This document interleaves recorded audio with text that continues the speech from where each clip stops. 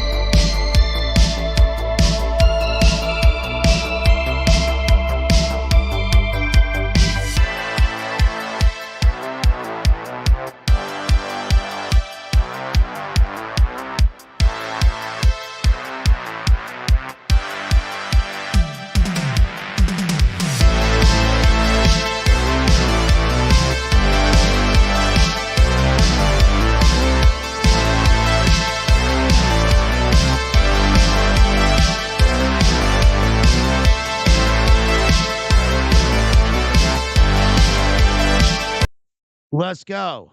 What's up? Check, check, check. What's up? Always be closing. Always be closing. A, B, C. Always be closing. A, always. B, B, C, closing. Always be closing. Always be closing. What's up? Let's go. What's up, y'all? Tonight we're covering David Mamet's 1984 play, Glengarry Glen Ross, and the 1992 film, Glengarry Glen Ross. We're going to be looking at the play here.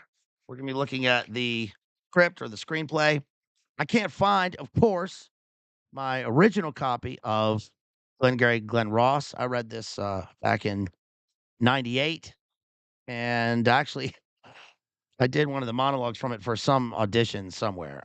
But that was it seems like in another lifetime. So anyway, tonight we're doing an analysis of Glengarry Glen Ross by David Mamet. Hopefully, this is going to be good. What's up, y'all? Shouts out to everybody. Big night tonight. I mean, it's a regular night here. Shouts out to everybody, but it's a big night for our homeboy because JD's going on Timcast. So, of course, we're going to be there for that. But yeah, so I thought that your boy, Mr. Baldwinning, I don't know, I don't know what to say about that, but it is synchro because, um, we just did some American theater, well, American drama, right? The other day we did Streetcar Named Desire. Shouts out to Jury, our homeboy, exposing powerful lies, who helped me out with that big time. He was awesome. And then for some reason, this popped in my head. And then I decided to, oh, you know what it was? I was rewatching the movie Heat. We've covered Heat. We did Heat and Heat 2. Remember that back in the summer? And I just rewatched the film.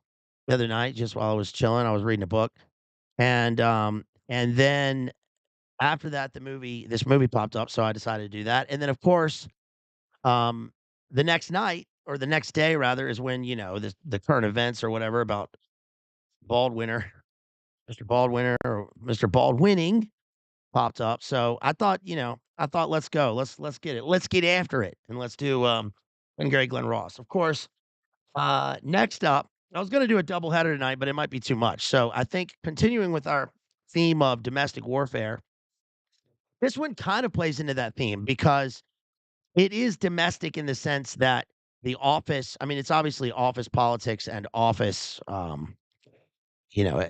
kind of a surface level interpretation, the office politics, right? Because it's so much more than that. But it is domestic in terms of the characters do go out to houses, right? Remember when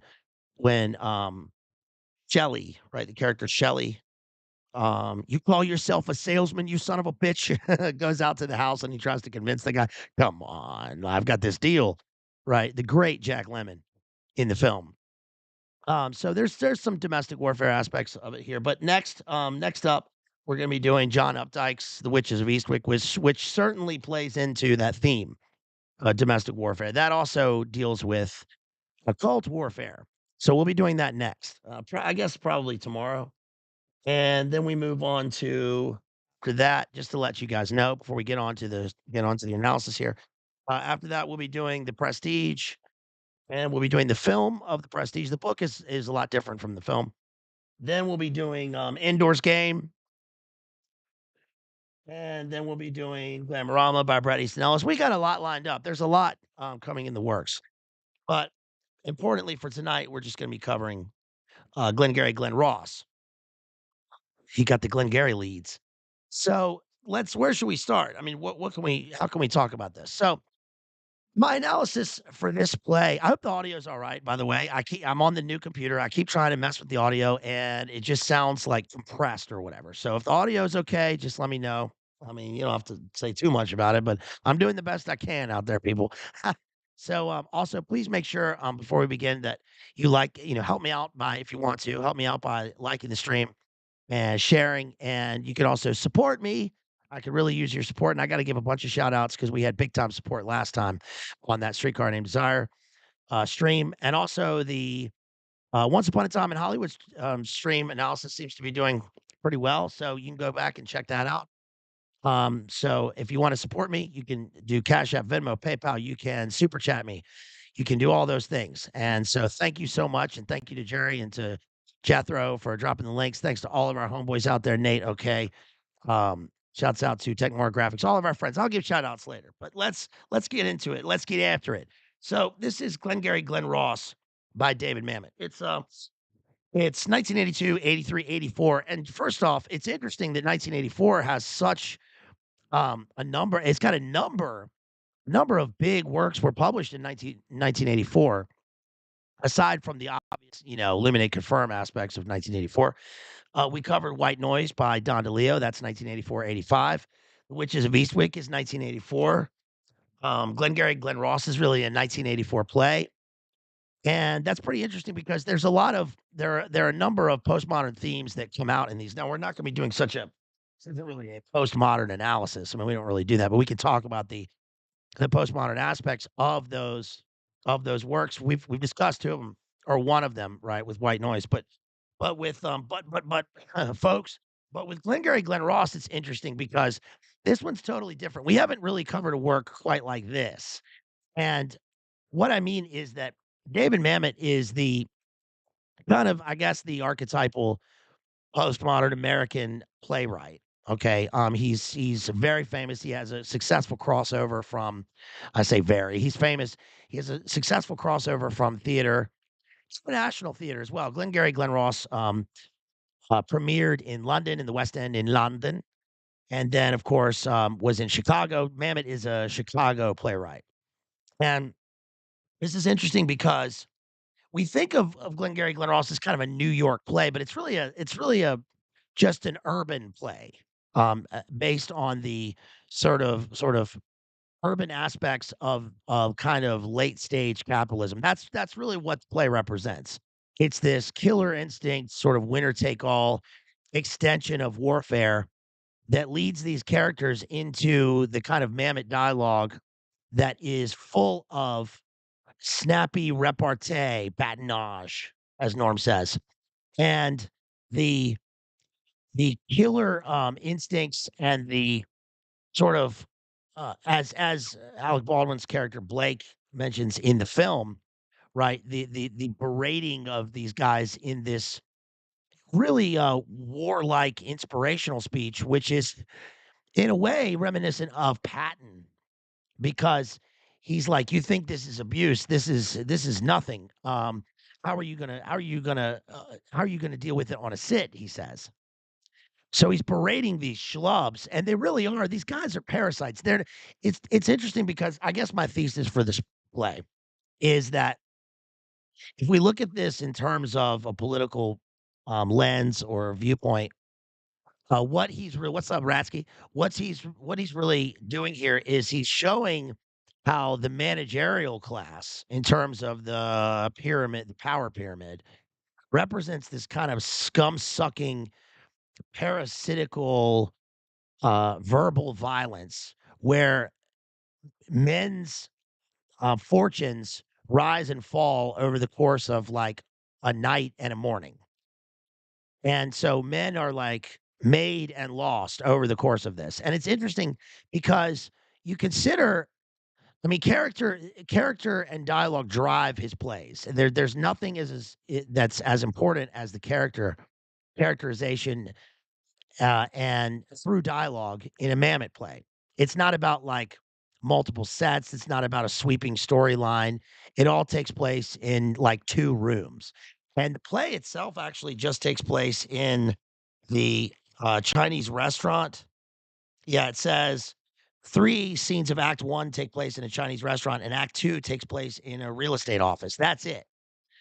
And that sort of ties into the domestic warfare theme of, for instance, Streetcar Named Desire, because just like Tennessee Williams does, we have the play taking place in the interior of the Kowalski house in New Orleans, and then in the street, and everything else is sort of alluded to. The bowling alley, the factory, Belle Reve, everything's alluded to, but it doesn't take place there. We don't have to go there.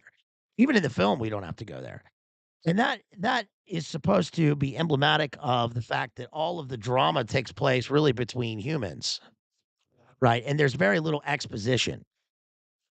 But we do get this what we get in Glengarry Glen Ross is it's interesting because it's all dialogue driven, but we don't really get um the exposition or the scene setting that takes place in other plays. Everything takes place in the moment.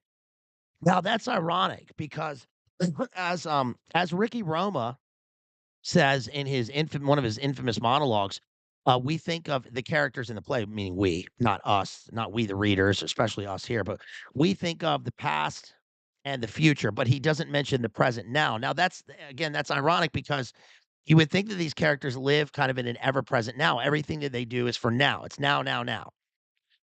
But they're also planning for the future for what they need in order to score that big Cadillac Eldorado, right? The monetary, the physical gains of their lifestyle, their lifestyle is their job. These guys live at the office.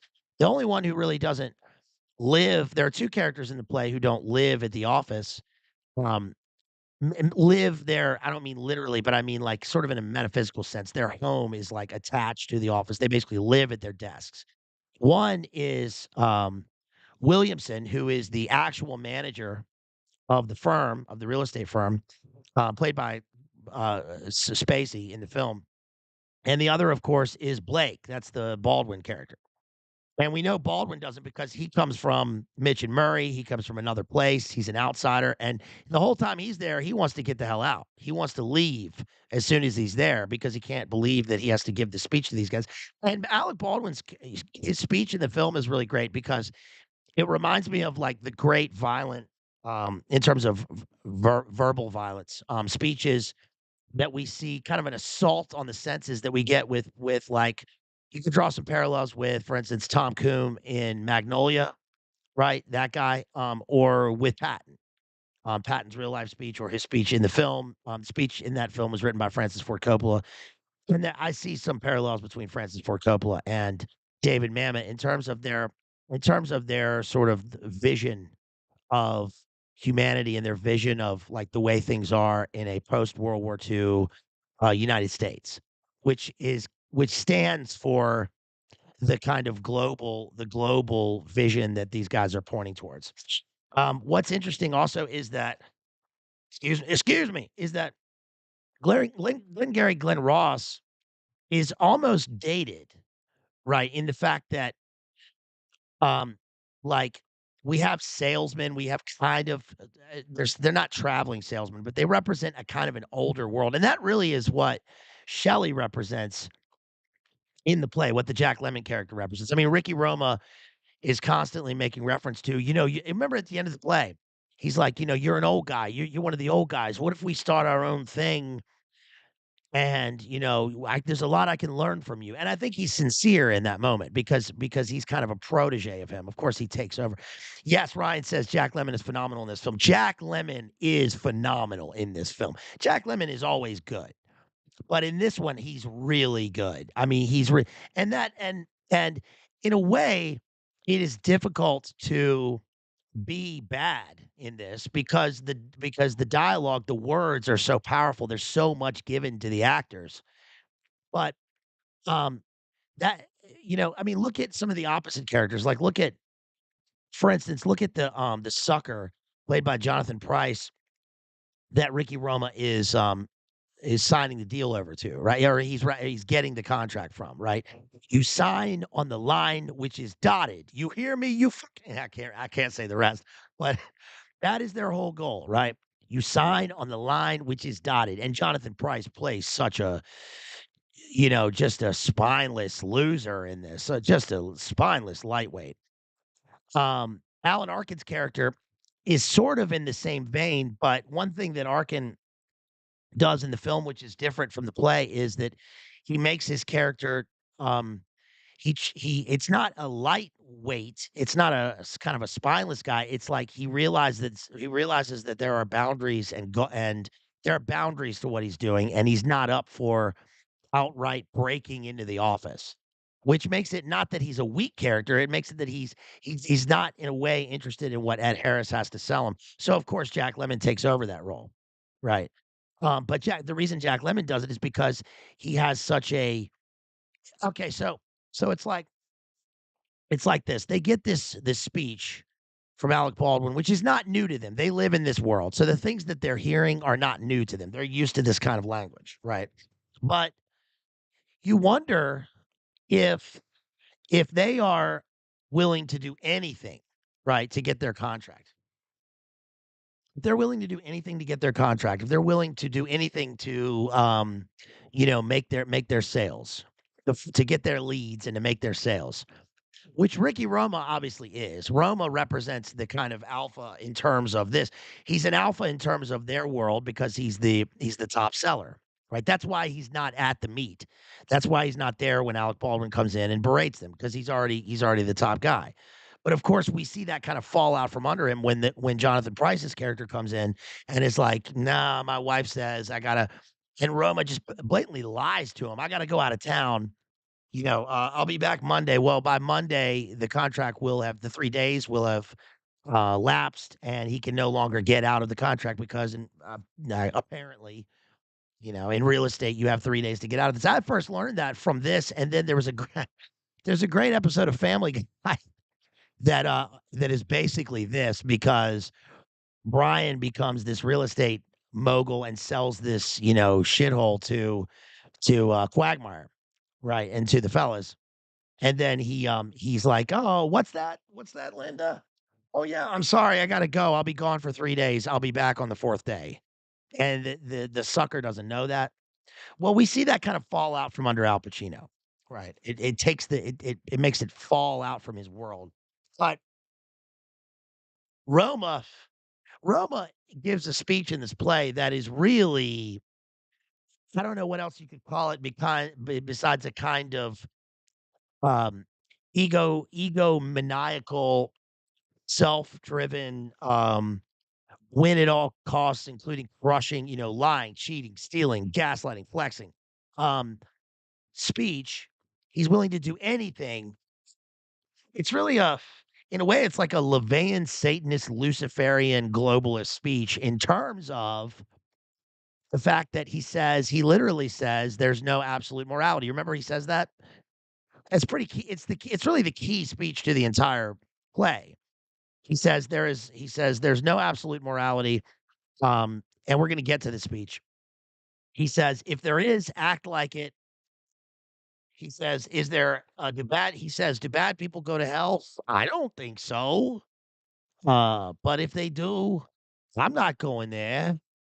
Right? He says, I'm not doing an Al Pacino impression. That's just what he says in the play. He says he's not going there. He says there's hell on earth and he refuses to live in it.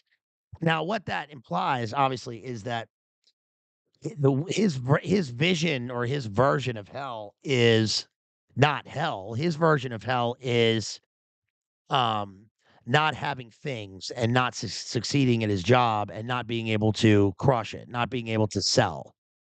Right? That's his vision of those things are his vision of hell. And he just simply refuses to live in it. But that doesn't mean that he's not. It doesn't mean that in terms of metaphysical, the spiritual, the religious, that he's not going to hell, because the things that he says are blatantly. Do you remember? There's a particular line that's really disturbing that he says that I don't. I don't even want to read, but I'll allude to it. Where he says basically his speech really represents the extremist point, the death point, the end point of when you take a kind of Al Crowley libertarianism, libertinism to its natural end, is what he says. In a way, it's like you can do anything. Ricky Roma believes you can do anything, lie, cheat, steal, kill, uh, all of the and all of the creeper things, as long as he gets what he is coming to him. That's what he thinks. So this guy is real twisted. And yeah, and the play, of course, has creeper space, right? Go to lunch. This is the second best go to lunch speech in film. The first is the second best is the Spacey speech where he says, "Go to lunch. Will you go to lunch? Will you go to lunch? Go to lunch. Go to lunch. Will you go to lunch?" Se- Best go to lunch speech is, of course, in the movie Copland, aka Coomland, with De Niro. Do you remember that? He says, he's talking to Sylvester Stallone, and he says, "Go to lunch. Go to lunch. I gave you a chance to be a real cop, and you blew it. You blew it. What, they ain't got no napkins in this place? What, they ain't got no napkins? Go to lunch. Do you hear me, you fat fuck? Go to lunch. Go to lunch. Go to lunch." That's the best go to lunch speech. Okay, so one thing I should point out, by the way, is that the best part of the film, which is the Baldwinning speech, is not in the play. Did you know that? It's not in the play. Mamet added it later because I assume because he felt that the characters and the audience need something. They need a driving force to not as exposition, but to drive us, to show us that the characters have to succeed. They have to get there, right? First prize, Cadillac Eldorado, right? $90,000 Cadillac Eldorado or whatever it is. $90,000 now, I guess. Um, Second prize, set of steak knives. The way he pulls it up real fast. Big cliff, right? There's a giant abyss between the first prize and the second prize. And then between the first and the second and the third prize is like totally existential. Because third prize, you're fired, right? So there's only three guys there's Alan Arkin, there's Ed Harris, and there's Jack Lemmon in the audience. I mean, in the audience to him, in the office scene, because Ricky Roma isn't there, and Ricky Roma's already pulled this $90,000. He's already pulled $90,000 that month, right? He got the contract. Of course, that falls out from under him at the end, but he'll get it somewhere else.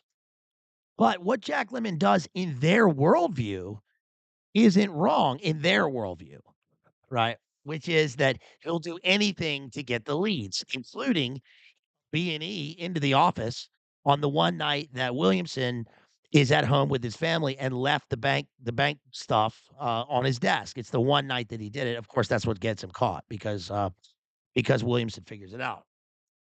Well, I mean, he and Ed Harris go in on this. Ed Harris, by the way, his character in this is obviously a terrible, salesman. Um, he's just absolute shit. Alan Arkin is the kinda guy who's like he doesn't seem like he does much, but he's kinda old school. It's interesting seeing a young Ed Harris. He's not too young. He's not this isn't the Abyss Ed Harris. It's a little bit later. Ed Harris is great, but he plays a weaker character in this. And with the one thing I gotta say is that, with the shouts out to, Mr. Beginski there from, Polsky, and, we gotta give a big shouts out to him because he sponsored a stream. So we're gonna get to that. We're gonna get look at some of the, Polish lit works that he sponsored for that last one. If you wanna sponsor a stream, please think about, dropping a fat chat. You gotta drop that fat chat, and I will spend the time and effort, and, I love doing it anyway, but to look into some literature that you give me a choice. So I really appreciate that, sir. Thank you so much. And again, that was a great stream that we did together, and also it was a great stream. Shouts out to you and, Rachel, based homeschool mama, and, Jamie, because that was also a great stream that you guys did the other day. So but Jack Lemon is the former alpha of the lunch. He's just down on his luck, right? He's had a cold streak here, and of course, what's interesting is that Williamson strings him along throughout the entire play, and then at the end, when he gets caught, Jack Lemon's willing to cut him in for 20% of every sale that he makes. Then he says 50%. I'll cut you in for 50%. And then Williamson, is standing there listening, like that he's giving him the time to listen to him, and it seems like time sort of stops in their office. But in the end, he says, "No, I'm not going to do this." And he says, "Why?" And he says, "Because I don't like you." And that's it. So emotions and relationships and courtesy are thrown out the window and are kind of at their stark edge, in this. And I know that people like that work in offices and in sales love this movie. It's one of those things because it's one of those things kind of like, Wolf of Wall Street or American Psycho, where it's supposed to be a social critique and a satire, and it's supposed to synthesize all of the stuff that they do and distill it into this one, into its essence, which is like this one play. And but it's so over the top and it's so stark that they end up emulating it, sort of, which is pretty meta in a way.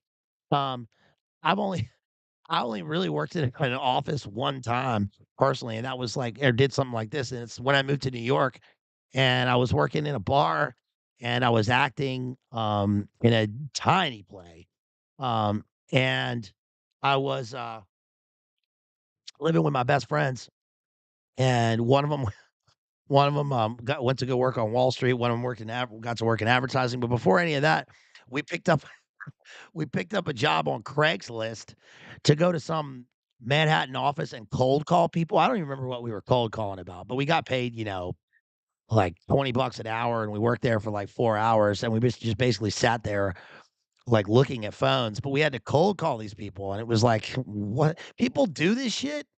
I couldn't believe this. We only did it for one night and we did it for, money to go to the bar that night or whatever. But but people do this stuff and, the play is obviously centered around real estate, around the real estate world, and it seems like kind of an old world, but I'm sure that if you wanna leave comments afterwards, if this is your life, if you do this, let us know here, what is it like? What is it how is it different from this? Is it that the communication is the same? Like, the technology may change, but the communication, it stays the same, and obviously, they don't have leads, like, on little flashcards, right, and they pay big money for the little flashcards, it's all electronic, we know all that, but, yeah, let us know, like, what this is like. So again, the difference between the play and the movie is that the best scene, the Alec Baldwin scene, is not in the play, it's only in the film. And a couple of things. So, a couple of things before I get started, just looking at the play here and a couple scenes. Is that I wrote, let's see, one note I wrote is that Mamet's dialogue is direct and exact. There's no room for interpretation. All the emphasis is exact. It's exact.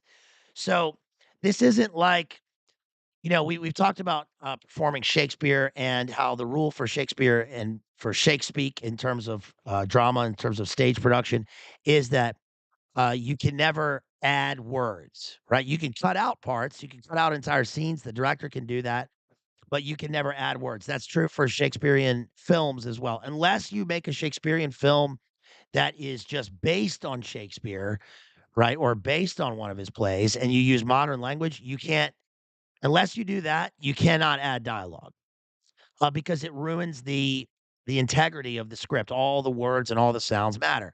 Now, with something like Streetcar Named Desire, for instance, where Tennessee Williams is like on the set, of course you can add words if he's on the set and he's doing it. But with it in a way, it's Shakespearean in a single way, and that is that you cannot add words, you cannot add any dialogue. The actor has no freedom to add anything. All of the words have to be spoken exactly as they are on the script in the script. Now, with Shakespeare, there are very few stage directions. So the interpretation is led up to is the interpretation is like, okay, where do we want to set this? How do we want to the space between the words, the space between characters talking, the emphasis on the words, the emphasis is given in iambic pentameter, but it's slightly different. With Mamet, we have modern or postmodern dialogue, and he makes sure to state in terms of the words exactly how they are supposed to be emphasized. So, for instance, in a speech, like if a particular word is supposed to be emphasized, he underlines the word. In Shakespeare, it's a little bit more interpretational because we'll have that according to the rhythm of the line, the rhythm of the verse, or the line break, or the way that. So, for instance, like in Shakespeare, we know that if two characters are having snappy dialogue, he will split iambic pentameter in two. Right, or even in thirds. So, like that remember that happened in Macbeth with the witches. So it's like we have a line looks like this, but now we have a line here, and then here, and then here. So we have it in thirds. So it goes 1, 2, 3. So the characters are supposed to talk in quick succession. But in Mammoth, we have we have more of a typewriter exactness where the characters speak quickly because the lines are emphasized with underline or with italics, etc.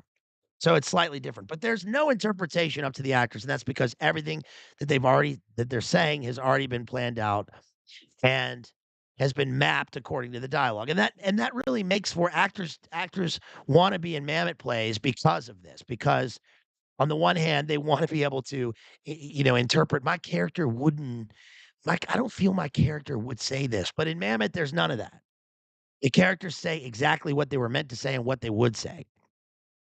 And that's the reason that, like, this film is so good because we get we get, like, the high caliber actors of 1992 all in a room. There are no there are there any women in this movie? There's one woman who's, like, the Chinese waitress. But we have the other female characters alluded to. We have the wife of the Jonathan Pryce character, and then we've got the wife of the other guy Jack Lemmon goes to visit. The wives are out of the picture, and there's another thing that I noticed with David Mamet is that there's a lot of power in a kind of a Hemingwayan ellipsis. It's like even when the characters are speaking, like when Ricky Roma gives his famous speech, we have long strands of dialogue that are often broken up with short sentences, short simple sentences, um, lots of periods, and then we have a kind of a where the character is thinking something, and we know that he's thinking something, but he's not saying it on the page. And what that's supposed to form plus content equals meaning. What that's supposed to show us, the audience or the reader, is that there's more that's going on in the subtext than there is on the page. Because of course, Ricky Roma is trying to sell this um trying to sell a, let's say, a property, right? He's trying to sell a property to somebody, and there are things that he doesn't want to say to them because he's not an upfront guy because they're willing to do anything to get that signature on the line, which is dotted. The other thing is that there was some more synchro in this because I was talking to our homeboy Jethro, and because remember I was watching a few good men, a few coon men, and it's got the excellent JT Walsh. JT Walsh is so awesome. He's one of those guys. He was a character actor. He died of a heart attack in his 50s. He was a character actor who kind of transcended that because he's got gravitas. Remember, he was in movie Breakdown with Kurt Russell, and he's in A Few Good Men. Well, he played Williamson in the Chicago production of Glengarry Glen Ross, and I think that was actually his stepping stone into film. He was well into his adulthood when he became, famous, I guess. But yeah, JT Walsh is excellent. I can see him in that role. But of course, this went to Reaper Kev. And the other thing is, before I get into the actual text here, is it's worth it to mention. You can't handle the truth. You can't handle my. No, I'm not going to say the rest of the Nick Mullen joke. Isn't that what this movie's called? The truth you can't handle. Why do we have this Tom Coom on the set here? Why don't we replace him with Rip Torn? He's my friend. Oh, hey there, Rip Torn. Yeah, Jack. Dennis Hopper, how are you? I can't tell the difference between real life and the movies, man. I'm an American. Zap 'em with your siren, man. Zap 'em with your siren. Okay, so it's worth it to mention the three. Sorry for the digression. It's worth it to mention the Mamet's three rules, basically for dialogue and for drama. He says drama is the quest of the hero to overcome those things which prevent him from achieving a specific acute goal. That's pretty nebulous, kind of abstract, but he's right though. Right. And one of the things about the film is that who was it that said a great film is made up of two strong scenes and no bad scenes? Who was the it was an old time director. I forget who that was. Not Sidney Lumet, somebody. Anyway, that's kind of what the film is. That's what Glengarry Glen Ross the film is. It has 2 really strong scenes. I mean, every scene with Jack Lemmon is good, right? Is solid. Those drive the plot. The 2 memorable scenes, the 2 quotable scenes, right, are the Alec Baldwin scene and the Ricky Roma scene. The Ricky Roma, monologue in the Chinese restaurant. But, of course, like we mentioned, the Baldwin scene is not in the original play. But his 3 rules basically for every scene are: who wants what happens if he doesn't get it, and why now? Now that's great for writing dialogue and for great drama, and is certainly true. But like I read one article about this, and it mentioned that that's true, but there are rules in art are meant to be broken by the great rule breakers and the great artists. For instance, I don't know if you would call it great, but like this article mentioned that like in Superbad, in the movie Superbad, the best scene is the scene where McLovin is taken out by Bill Hader and what's his face, Seth Rogen, the two cops, and they go on their little adventure. Right, they go to the bar, then they go out driving, warp speed, they all that stuff. That's the best scene, but it doesn't do anything really to drive the narrative forward. But that's because it's a comedy and because the exposition is it's not really exposition in that. It's just a scene that makes us like love the characters or like what they're doing or find it funny. That's certainly different from hardcore drama, right? But he is right. And in this sense, and that's of course again why he added the Baldwin scene. With with Mamet, I wrote there is a minimum of setting. It's almost minimalist. It's not quite minimalist. In fact, it's ironic because it's sort of a minimalist in terms of setting, but maximalist in terms of dialogue. We get the whole gamut of human emotions, especially from Jack Lemmon. His character goes through even the scenes where Jack Lemmon is trying to convince Williamson that he can take on the leads, that he can handle the leads. He's willing to do anything to get this. Talita says that I should consider doing Office Space. Yeah. Well, it's funny because Glengarry Glen Ross plays into this tradition of kind of super extraordinary office warfare, office politics films in the vein of The Wolf of Wall Street, American Psycho. There's this, and there's Office Space, and there are a few others that also tie into, like I was saying, the motivational speech movies like Patton or like Magnolia, where like we get this weird transition, which seems to be natural and which but becomes almost surreal, where we get characters who are willing or who are pushed to do anything to make sales or to get their leads, but once they cross the legal lines, they have to either get away with it in a comedy like in Office Space, or they are headed for an extreme downfall that doesn't take place on stage like in Glengarry Glen Ross. We're left up to it's left up to us as the audience to determine what's gonna happen to Jack Lemmon's character. We know what would be the natural progression of this, but this is important because it shows us again, like in this sort of pyramidal managerial class, how Mitch and Murray that Alec Baldwin represents, he represents Mitch and Murray, the firm, which is kind of they're at the top of the pyramid especially in terms of the film and the play, right? They are off stage, they're out of sight, but they loom over everything that the characters do because they own it. It's like they're sort of it's almost like their neo-Gnostic, world. They own this. It's imperfect, but they own it. Right, and so it's up to the characters to fit in and to change things or to get by how they can, including doing all the wrong things up to a point, right? Um, and then Alec Baldwin represents the kind of deus ex machina who is thrust onto the scene, like literally on stage to represent the top of the pyramid, and he tells them that, "The leads are shit, your shit," he says. Right? That they're just worthless, but you've got to work for them because this is what you do, and if you don't, you'll be crushed, basically. And then we've got these sort of everyday,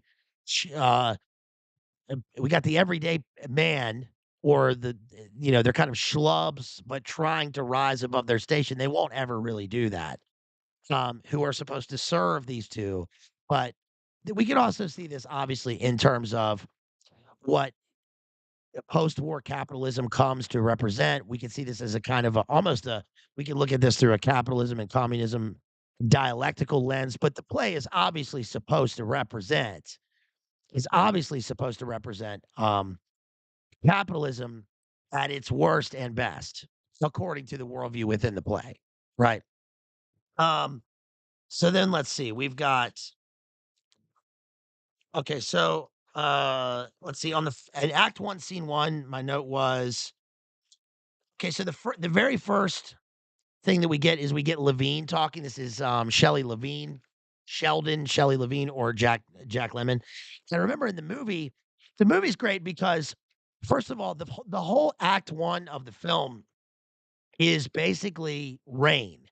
In fact, I think they spent most of their budget rain was the biggest expense, like, it's raining, their whole world is ra it's a dark world full of rain, and it shows that, like, it shows basically that the characters are having to dodge the raindrops in a way where they're having to also dodge something from above, which is the parading rain, REIGN, of Mitch and Murray and of this oncoming storm, which is Alec Baldwin's character. Right? They have to dodge the rain. They have to stay dry. They're going to get soaked. They're going to be underwater. Their lives and their debts are gonna be underwater. That's Jack Lemmon's whole motivation for doing what he does because his daughter's sick and he needs the money to afford, like, an operation, I think, and if he doesn't do that, then he's gonna be completely underwater. He's gonna drown. They're all drowning. They're all drowning in debt. They're drowning in their lives. They're drowning in terms of their their suffocation. They're being suffocated by their bosses and by their own, ambitions. Um, Michael Douglas in Falling Down, 1993, Toledo says, I think ties into the whole corporate drive thing, like how Office Space does. Yeah, it does. Of course, one interesting thing about Falling Down is that remember that Michael Douglas works for DARPA, which is interesting. But Michael Douglas, Gordon Gecko, Greed is Good is kind of a earlier incarnation of Alec Baldwin's character in this, certainly. They're sort of 2 of a kind, but in a different state, because Michael Douglas works directly in the elite system. He's this high finance, high Wall Street hedge fund guy, whereas Alec Baldwin represents the managerial guy who has to go out to these shitty places. So when the movie begins, when the play begins, we get these 2 characters who go into phone booths to make their calls. They're having to pop in quarters and talk. Time is money for them, basically, right? And Levine, who is Jack Nicholson, says, John, okay, John, look." So it already begins in media res, and we get the dot dot dot ellipsis. So right away we're set with kind of a Mamet ellipsis, which is that there are things being spoken that we can't hear. We have to think for ourselves and imagine what those things are, which we can do. But also that the subtext is that Levine is kind of working against an invisible force. He says, "The Glengarry Highlands leads, you're sending Roma out. Fine. He's a good man. We know what he is. He's fine. All I'm saying, you look at the board he's throwing. Wait. He's throwing them away. He's throwing the leads away. All that I'm saying, that you're wasting leads. I don't want to tell you your job. All that I'm saying, things get set. I know they do. You get a certain mindset. A guy gets a reputation. We know how that is. All I'm saying, put a closer on the job. There's more than one man for the put a wait a second. Put a proven man out and you watch now wait a second. And you watch your dollar volumes. You can start closing them for 50 instead of 25. You put a closer on the and then that's it. So in other words, we get a broken phone conversation. And what we also get here is we get something clever. We don't really get exposition. Oh, that firm I work for where I do real estate? Oh, yeah, Ricky Roma, who's the top seller. We don't get any of that. That's all bullshit. We get the exact phone conversation, exactly how it would go. And this isn't what I would call realism. This is like a kind of a hyper realism verging on surrealism because again, it's like a synthesis of every phone conversation that these characters have ever had in this office. And some important things that we also get right away, I wrote, are terms that guide the entire play, not and they're not just exposition. We get right away in the opener, we get closer, we get leads, we get reputation, and we get Roma, right? Which are like the 4 things that really guide the play. Leads, I think, is mentioned 83 times in this film. The leads. Did you get the leads? I'm gonna pay good money for the leads. We get the closer. The closer is like the alpha, right, of their whole system. Smash that like, you guys, if you're watching this, especially if you're watching this later. Really appreciate you. Thank you for coming back to watch this if you're watching this later. And please don't hesitate to support me.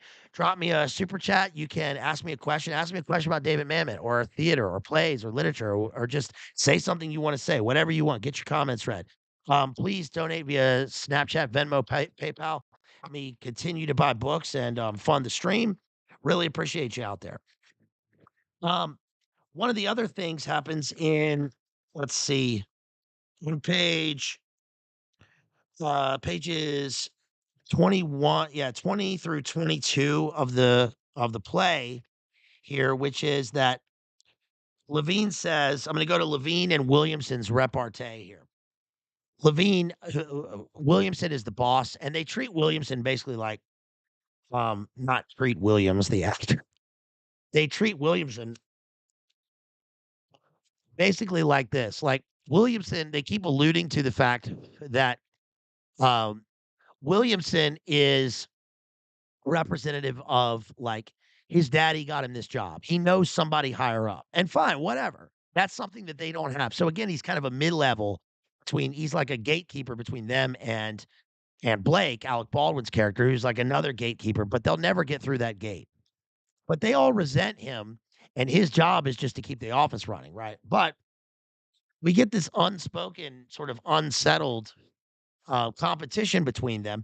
And Levine, remember, Levine is supposed to be in his 50s. Of course, he's played by the elderly Jack Lemmon, but Jack Lemmon is like the guy. I don't think he's in his 50s when he filmed this. He had to have been older. But I remember at the time seeing it, and I was like, no, this is what a guy in his 50s looks like. Right now, I'm like, gee, and I'm like 7 or 8 years away from that. Come on, I'm not Jack Lemmon. All right. So he says, anyway, Levine says, I'll tell you why I'm out. I'm out. You're giving me toilet paper, John. I've seen those leads. I saw them at Homestead. We pitched those cocksuckers Rio Rancho 1969. They wouldn't buy. They wouldn't buy a fucking toaster. They're broke, John. They're cold. They're deadbeats. You can't judge on that. Even so, all right, fine, fine. Even so, I go in 4 fucking leads. They got their money in a sock. They're fucking Polacks, John. 4 leads. I closed two, 50 per. So he drops the Polish SLUR again here. So apologize for that, but it's in the thing. But remember what Stanley Kowalski said in the last one, right? We're Polish, right? I'm an American citizen, he says. But these guys have no qualms about any of this shit. These guys, they use language and SLURs and everything, every kind of berating, insulting cuss word they can because these guys are right on the line. They're right on the fucking edge, man, like Tom Coom, right? In Top Coom. Williamson says they kicked out. So Levine interrupts him. Lots of ellipses here. Levine interrupts him. They all kick out. You run in streaks, pal, streaks. I'm don't look at the board, look at me. It's so brilliant because that right there is Shakespearean in the sense that, yeah, I'm sorry about that. I'm sorry about that. Kristen at Slowboy White Boy, my homegirl. I'm sorry about that dissing. That's not me. That's the characters talking in the script. But anyway, so so what he does here is Shakespearean because again, shouts out to DJ. These characters are the stage directions are in the dialogue, right? So we know that Williamson is looking up at the board. He's looking up at the board to see who's the closer, who's the top closer, and who's the loser, right? But we don't need to be told that. We're shown it through his words because that's the way the characters are interacting. Everything is there's no room for interpretation in the way these guys are talking unless it's in the subtext which they are going to state or they're going to use some way. Everything that everyone does in this play is used by somebody else, right? They have to be useful to each other. Even Roma, who obviously is again like this sort of we assume a protege of Levine, is a protege because he uses him. He uses him at the end of the play. Remember, Jonathan Price in the film comes in and Roma, all of a sudden, he's about to be thrown off. He's chewing gum. He puts the gum on the table and he says, "You're a client. You're a client." And immediately, Levine knows what to do, and he gets on the phone, fake phone call, just like just like Bateman does. Remember when, "Sorry, T. Boone Pickens just walked in," right? Exchanging gossip, right? It's like it's the fake phone call. It's the fake interaction with his boss, and they have to play this play within a play, right? And then Williamson comes in and messes it all up. And then that's when Jack Lemmon calls him on it and says, "You don't open your mouth unless you know exactly what you're gonna say and what you're gonna do here, guy. You just cost the guy 6 grand. You just cost the guy 6,000 bucks. How could you do that when you got the bank slip sitting on your desk?" And that's when, of course, Williamson says, "How do you know that I have the bank slip sitting?" So everything that they say is dissected. He says, "You run in streaks." See, so everything that they do is like up and down, up and down. But the play is great because all of that is distilled into one night into the following morning, where Jack Lemmon's whole career like, think of it like this, it's pretty amazing to think of the fact that, uh, these guys live in a world within the film where this isn't just one night, it's not their first night on the job, right? It's not even their like, they haven't even been there years. I mean, Alec Baldwin says he's been there 15 years. In the play, his character's been there for 30 years. Jack Nicholson has obviously been there. I mean, if the play was written in '84, um, he remembers 1969. This guy's an old timer. These guys are long haulers. They've been doing this for a long time. They know all the ins and outs. But what it is down to is the streaks. It's the ups and downs of their business, going with the market, going with their sort of warfare with other firms. Because in the end, that's what they're doing, right? They steal the leads in order to sell them from a guy from another firm, and then they bought the leads in the first place. So everything is dependent on this kind of like octopus specter of corporations and low level business where it's all organic and all works. It's all like their tentacles everywhere. They have to be dialed in to everything that's going on. He says, Ask Getz at Homestead. Go ask Jerry Graff. He drops names because those are names we don't even need to know who they are or what they do. We can already figure exactly what those characters do in their other jobs and who they are and what they're how they're useful to Levine. I need a shot. He says, I need a shot. Right? Give me a shot. He's like, give me a shot. Just give me one shot and I can get up on this board. It's a leaderboard. It's essentially a leaderboard, which is another interesting motif because it's like they are greyhounds running in this race, chasing after going the rabbit hole, chasing after the running automaton rabbit of money just so they can get ahead a little bit until they'll be down again. Ask them whoever picked up a check. I was flush, Moss, Jerry Graff, Mitch himself. Those guys lived on the business I brought in. They lived on it, and so did Murray, John. You were here. You'd have benefited from it too. And now I'm saying this. Do I want charity? Do I want pity? I want sits. I want leads. Don't come right out of a phone book. Give me a lead hotter than that. I'll go in and close it. Give me a chance. That's all I want. I'm going to get up on that fucking board, and all I want is a chance. Interesting that he italicizes the word get there because he italicizes the verb because it shows that he wants the future. Everything's chasing after the future, just like Roma's about to say in his monologue. It's a streak, and I'm going to turn it around. I need your help. It's like with these guys, if you're not in the future, then you're in the past, right? If you're not first, you're last. Nice rhyme. You would think, again, ironically, you would think that they live in the present moment, that everything is in the present, but for them, they're always chasing the rabbit. They're always like a step behind where they need to be. They can never catch up. Interesting, the rabbit, because Rabbit Run also, Synchro, Rabbit Run, Run Rabbit is Don Updike's character. That's his series. And we're about to do Witches of Eastwick next, which is totally different from this, but does have some parallels. Um, I can't do it, Shelley. Why? The leads are assigned randomly. Bullshit, bullshit, he says. You assign them. What are you telling me apart from the top men on the contest board? And put me on the board, he says. You start closing again, you'll be on the board. Do you see how it's a catch 22? You can't get up on the board unless you close. And he's not going to close unless he's put up on the board. He can't close enough to get up on the board, but he needs a shot to get up on the board, but he can't get the shot unless he closes. And he can't close unless he gets a shot. It's like they can never reconcile this. So they have to take some sort of underhanded way to get there. Roma does it through his amorality. Jack Lemmon is going to do it by specifically knowing the rules and breaking, then breaking the law. Um, Blake's character does anything to get ahead. Obviously, he's the guy that they send out to berate these guys. Page 26, Levine says something interesting. Well, I want to tell you something, fella. Wasn't long I could pick up the phone, call Murray, and I'd have your job. You know what? Not too long ago. For what? For nothing. Murr, this new kid burns my ass. Shelly, he's out. You're gone before I'm back from lunch. I bought him a trip to Bermuda once. Now, who's to say also, speaking of the unreliable narrator, whether any of that is true? Is any of that true? I mean, these guys, they bullshit so much that we wonder what of any of the if anything that they say is true. I mean, because they're willing to again lie in every way to get ahead because that's part of their MO. That's the worldview, that's the world that they've chosen.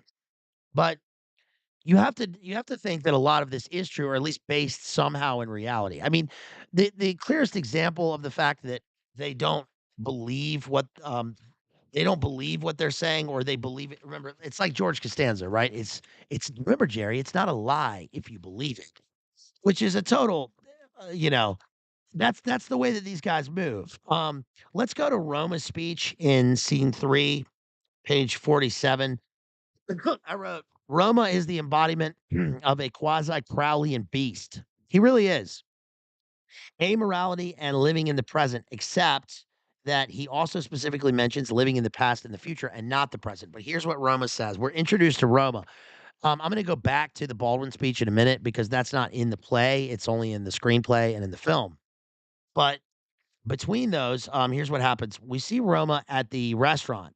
Roma is seated alone at the booth. Link is at the booth next to him. Roma is talking to him. Ricky Roma, Richard Roma, Al Pacino is the closer. He's the top closer in their little firm. And Oh, what did Jethro say? If you want to send somebody to give people shots, it'd be bazing. That's pretty good. All right. So, I mean, it's, okay. All right. So, no, that's not funny. But it is. All right. So the restaurant, Roma seated alone. Roma says, it says dot, dot, dot again in media res. We get the ellipsis here. He says he starts off by saying all train compartments smell vaguely of shit. It gets you so you don't mind it. That's the worst thing I can confess. Now that's important because what he's saying here is that this is the first we're introduced to Roma, and he's using scatological language to discuss himself and his situation. And what it also says is it basically gives us an idea of his worldview because he is it shows us that he avoids the sulfurous hell of of scatological references, and yet that's the first thing that he mentions. That's how we're introduced to him. So we can't help but associate him with shit. I mean, so he's shit, which is ironic because again, that's what Alec Baldwin says to the other characters when he's giving his speech. He says, the leads are shit, you're shit. And here we get Roma unintentionally relating himself to it. But what it also does is it shows us that he lives by an awareness of empirical data and he lives according to his senses. And we're going to see that that's all that matters to him. He says, you know how long it took me to get there? A long time. In other words, it took him a long time to shed himself of what he's going to call pet is kind of a petty middle class morality. In other words, he's He's kind of like, he's kind of like the inverse of Kurtz in a way in Apocalypse Now or in, Heart of Darkness, right? Because he says basically, I'm above their lying, cheating morality, right? I'm above their lying, simple morality. They train us to, um, drop bombs on people, but they won't let us write the word fuck on our airplanes because it's obscene. Well, here, Roma, like, is kind of the inverse because it's like he chooses to live in the shit like it's a war, right? And yet he also knows how to avoid it and he wants to live in a world where this exists, but he doesn't have to be around it. He says, when you die, you're going to regret the things you don't do. Uh, Interesting worldview. Now he's using this is a weird speech to use to sell a guy real estate because he's obviously trying to I mean, this is where it's like a kind of hyper realism or almost surrealism because it's like you can't imagine anybody really trying to uh impress someone enough to sign on the line, which is dotted by like telling them their secrets to life and their worldview, which is like completely Luciferian, right? You regret the things you don't do. Okay, I get that. Yes, people will obviously, if you're in love with somebody and then, you're at the end of the road and, you didn't go and say that one more, you didn't tell the girl you loved him or something like that. But that's not what we're talking about here. He's talking about you didn't pursue the pleasures and you didn't pursue the things and conquer the people that you could have done, right? How about regretting the things that you did do which, of course, which is the inverse of what he's saying. Um, Now I know that's just a simple sentence, and I don't think I'm reading too far into it, and I'm not, like, judging the character. I mean, I am judging the character, but he's a character. But I'm also judging the worldview here, and what I'm saying here is that he says, he says, "I'm gonna tell you something," basically, he says, you think, um "You think you're fake and gray?" He says, "I'm gonna tell you something, we're all a little fake and gray." Okay. No. You think that you're a thief? So what? You get befuddled by a middle class morality. Get shut of it. Shut it out. He says, you cheated on your wife. You did it. Live with it. Okay. Right. Which is essentially a do what thou wilt. He says, there's an absolute morality. Maybe. And then what? If you think there is, then be that thing. Bad people go to hell. He says, I don't think so. If you think that way, act that way. A hell exists on earth. Yes, I won't live in it. That's me. So yeah, this is essentially like it's like This guy is the lower middle class real estate schlub guy with a complete sense of like psychopathy, and he's purposefully shut off um any kind of virtue or feelings or anything. Is it's he only wants to be the beast. He wants to be the beast and the best, and he wants to crush anyone he can to get what he wants so that he doesn't have to live in hell. Huh. Unfortunately, Roma, like you live in a personal hell of it doesn't matter that he says he doesn't regret anything, that you know that he has plenty of regrets. And that seems to be where this kind of character is headed, right? A kind of a do what thou wilt. Um, he says the worst I wrote the worst that we can confess is the empirical bottom symbolizes his I'm not living in it, both his intention and his plain statement. And of course, the ellipsis rules Mamet's dialogue, the spaces in between the words, because this constantly occurs. It's like there's so many thoughts in the character's mind that we're supposed to visualize, and we don't need to be told them. He says, I don't know. Uh, for me, he says, I'm not saying what it's like to, he's talking about sex here. And he says, but some broads, he imagines the forearms on your neck, something her eyes did. There was a sound she made, or me lying I'll tell you, me lying in bed. The next day, she brought me cafe au lait. She gives me a cigarette. What I'm saying, what is our life? Pause. It's looking forward or it's looking back, and that's our life. That's it, he says. Where is the moment? And what is it that we're afraid of? Loss? What else? The bank closes. We get sick. My wife died on a plane. The stock market collapsed. The house burned down. What if these happen? None of them. We worry anyway. What does this mean? I'm not secure. How can I be secure? Through amassing wealth beyond all measure? No. And what's beyond all measure? That's a sickness. That's a trap. There is no measure, only greed. How can we act the right way, we should say, to deal with this? There is a 1 in a million chance that so and so will happen. Fuck it. It won't happen to me. No. We know that's not the right way, I think. We say the correct way to deal with this is there is a 1 in so and so chance this will happen. God protect me. I'm powerless. Let it not happen to me. But no, to that, I say there's something else. What is it? So in other words, he says the right way to be is to say, God protect me, but then he says that's not the way that he is. This guy lives, this is kind of like living in a world of the distilled like internet of things enumeration, everything's a number, and you've got to get ahead by crushing and by minimizing chances via a kind of statistical analysis of data, but then throwing that out the window and just realizing that it's all about him.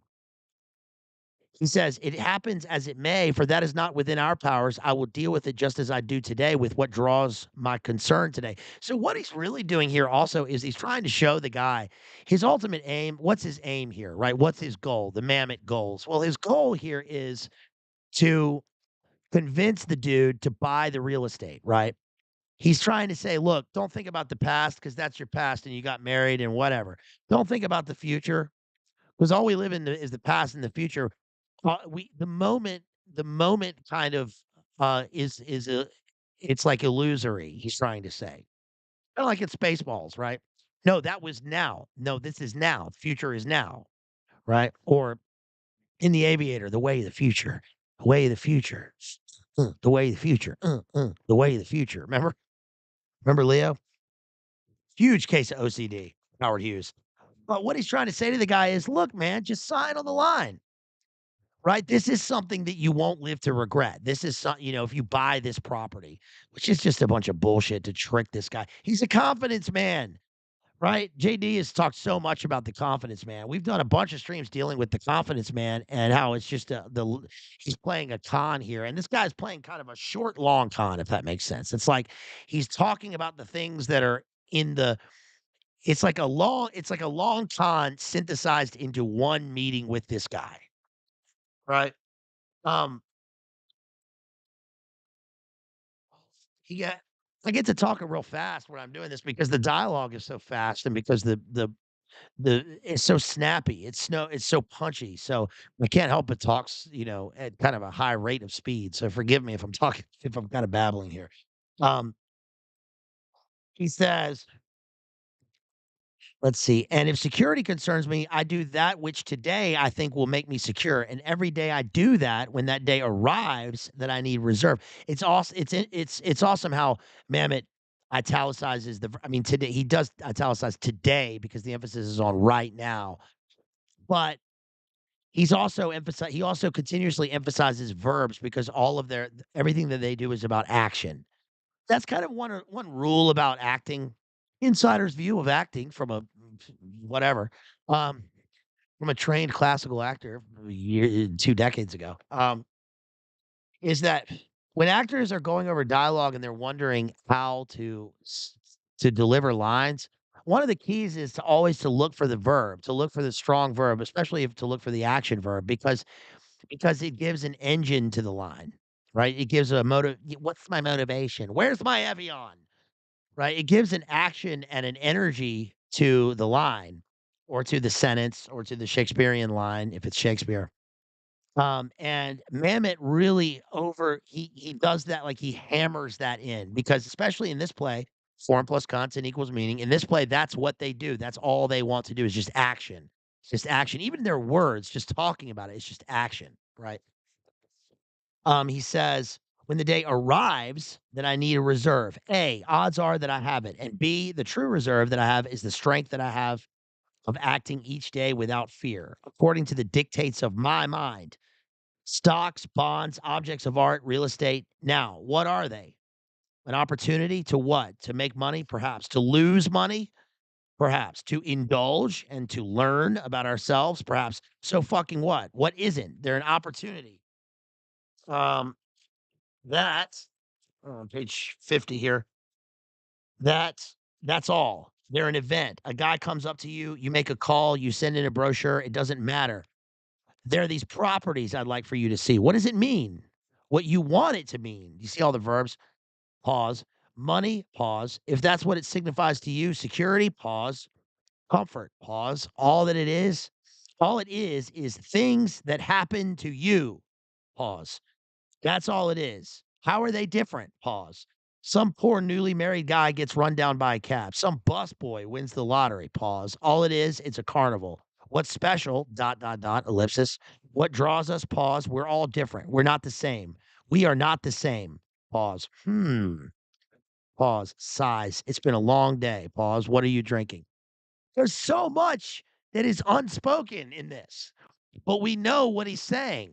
What's unspoken is the subtext of Roma trying to decipher his own life and to try and win this guy over, but also understand what the other guy's thinking.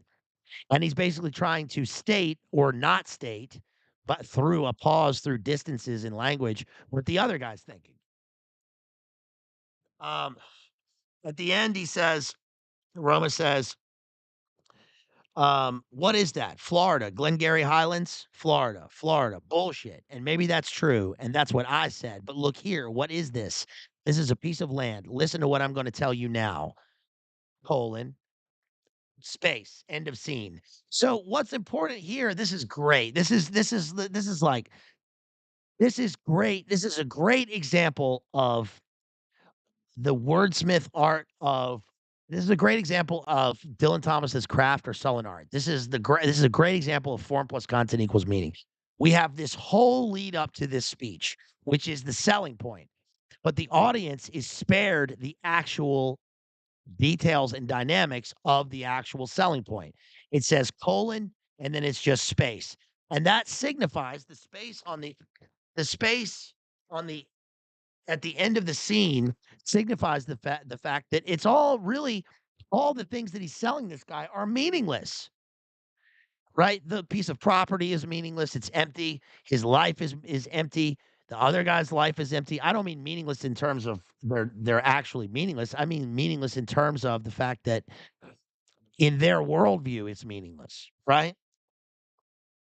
Uh, we also learn later that some of the leads are they're bullshit because they are from, like, for instance, I'll say people from other countries or with other last names. And these guys think one of them, for instance, they know that they find out later because Jack Lemmon makes a big sale at the end. and they learned that he says, like, "No, I made an $80,000, I got a lead and I got an $80,000 sale this morning." And then Williamson tells him at the very end, like a gut punch, he tells him, "That was a bullshit lead. Those guys are deadbeats. They only talk to us because they want to have some human interaction. So they like talking to salesmen, but their checks are bunk. Everything that you just sold is shit." And that's what really leads to Jack Lemon's downfall in this. But Roma calls it out right away, right? Roma, so so he's got like the alpha of this salesman group. He's the closer because he's like Roman, right? He's like hard and he's martial, like like a Roman. He says, "Patel, fuck you. Fucking Shiva handed him $1 million, told him sign the deal. He wouldn't sign. And Vishnu too, into the bargain. Fuck that, John. You know your business. I know mine. Your business is being an asshole. And I find out those fucking cousin you are. I'm going to go to him and figure out a way to have your ass. Fuck you. I'll wait for the new leads." I mean, these guys are relentless. Excuse me for the language, folks. I know this is not a family show. All right. And we're at nighttime here. It's not a family audience, but still the affiliates seem like they might be upset with this one. They might be a little upset with this one. So excuse me. Let's move on to at the end of the play, um, Roma says basically, did they find the guy who broke into the office? Roma, no, I don't know. Arano says, did the leads come in yet? No. Oh God, I hate this job, Arano says, settling into his desk chair. Roma says, simultaneous with job, exiting the office, I'll be at the restaurant. Yeah, colorful language. So again, the play begins and ends essentially the same. Nothing really changes except that fortunes have risen and fallen. I wrote this job is kind of a simulacrum for all of the petty bullshit shenanigans amongst both high finance and politics, total ego, self-serving, and it's like dialectical stress, and nothing really changes, but everything changes. Um, let's get to the this is the screenplay. Let's get to the ABC speech because this is in the script and it's not in the play. Again, they added Mamet added this. So this is Blake. And it's interesting he's called Blake because, I can't help but think Blake. Um, it's like William Blake, right? Uh the path of excess leads to the palace of wisdom. This guy is like a I'm not saying that the play has a metaphysical bent, but certainly the subtext is such. And and he says, Blake says, put that coffee down. Coffee's for closers. You think I'm fucking with you? I'm not fucking with you. I'm here from downtown. I'm here from Mitch and Murray. And I'm here on a mission of mercy. I love the alliteration there. Right. Unity and variety, as we see with Walt Whitman. We get this variety of things. We get a variety of situations and people, but it's all brought together through the M sounds. It's almost poetic, right? He's here from Mitch and Murray, and he's on a mission of mercy. Is he on a mission of mercy? Well, in a way, right? Because he's there to motivate them, but he's also there to destroy them. Um, your name's Levine. You call yourself a salesman, you son of a bitch. He's talking to Jack Lemon. This is great because, like, in the end, I mean, we're not doing a full like film analysis breakdown of this, but one thing that's great is that when we walk into the office here, we see we see Creeper Space in the back with the lock, the closed door, and we see him through a window. So we're looking through the looking glass into the way that the other guys operate.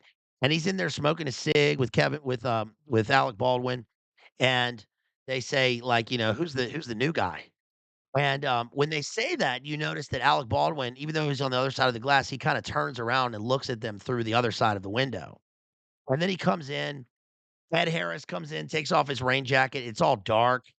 The office is, it's obviously there's the bullpen, right? But it's like they are truly in a bullpen or some kind of weird adult playpen where all they do is just like act according to their senses and nothing really gets done. They're paraded like children by this guy in a way. I mean, that's not the way that he would talk to his children, but I'm saying They are berated like he is clearly up higher than they are. They are truly down below.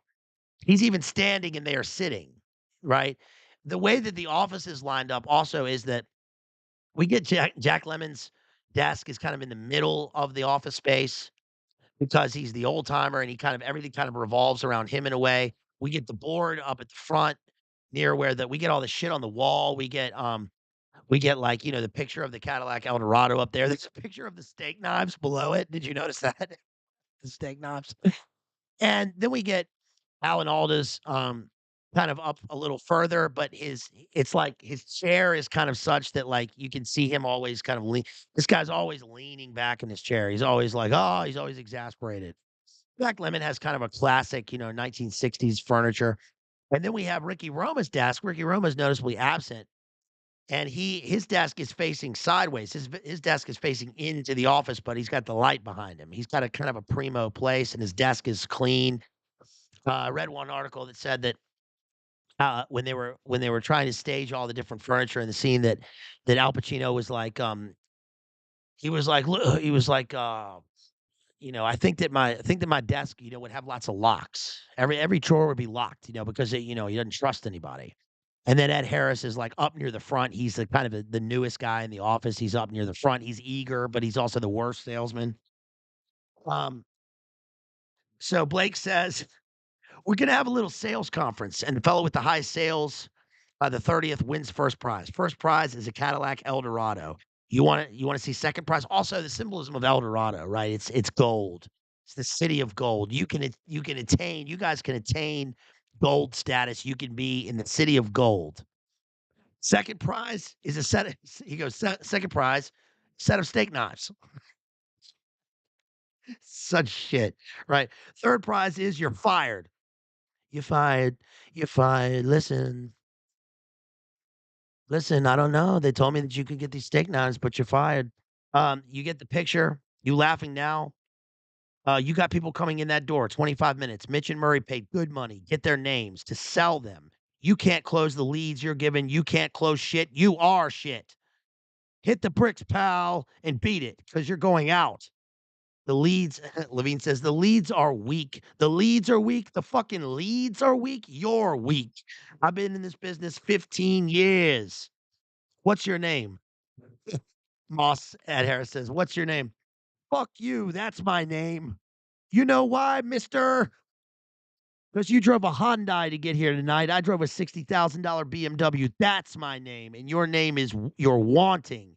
And you can't play in the man's game. You can't close them. Then go home and tell your wife your troubles because one thing counts in this life. Get them to sign on the line which is dotted. You hear that? You fucking I can't say the rest. I know your war stories. I know the bullshit excuses that are your lives. What do you know? What do you know? A, B, C. A, B, C. A, always B, B, C, closing, always be closing. A, B, C, always be closing, right? Hit the bricks, pal, right? This is his mantra. And then he has AIDA, attention, interest, decision, action. Attention.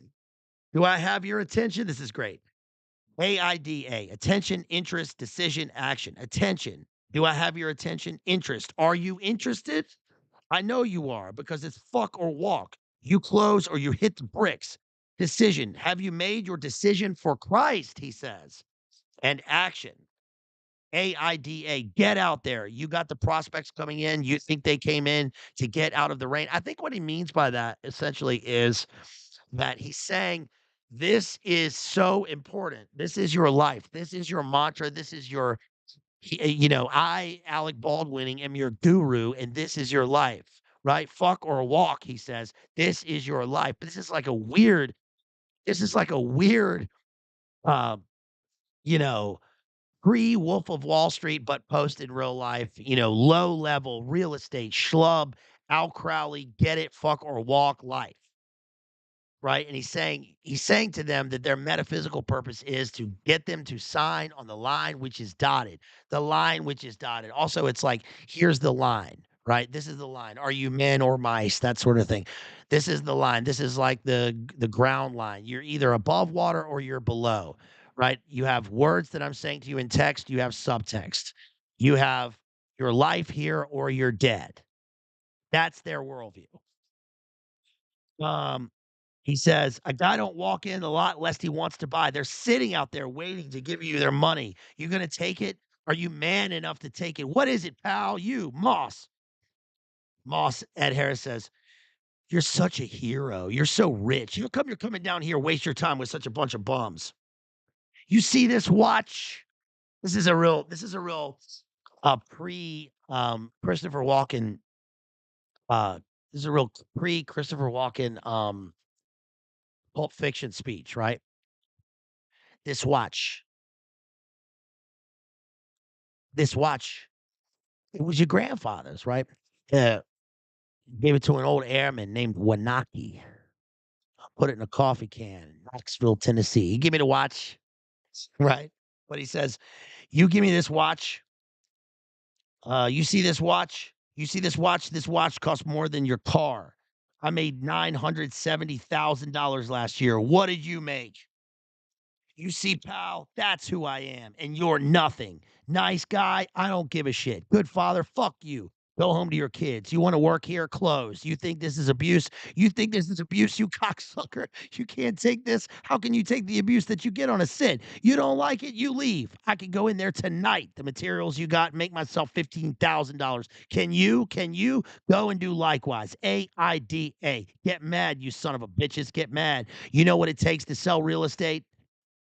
He reaches into the case, takes out a pair of brass balls in a leather that's he takes out a literal pair of brass balls like a prop. It's like a prop that he shows them, right?